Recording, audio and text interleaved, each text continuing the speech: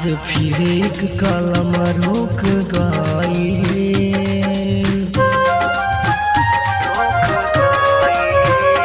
आज फिर एक कलम रुक गई। आज फिर एक कलम रुक गई। कोरोना साराबा श्याम भैया के लेके गई।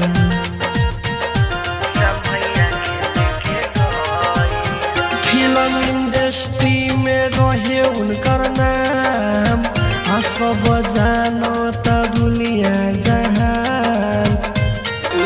भोजपुरी के रहल शान, जानो ताते ई दुनिया जहान। कि सबके गोइल बारख में असवाए। ई कोरोना साराबा श्याम भैया के लेके गई।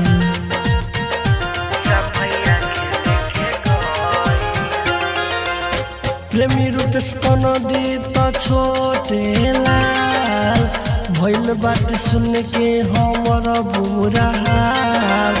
राइटर आर के पी हुकुम छोटे लाल, इहे सुन के भइल बा हमर बुरा हाल।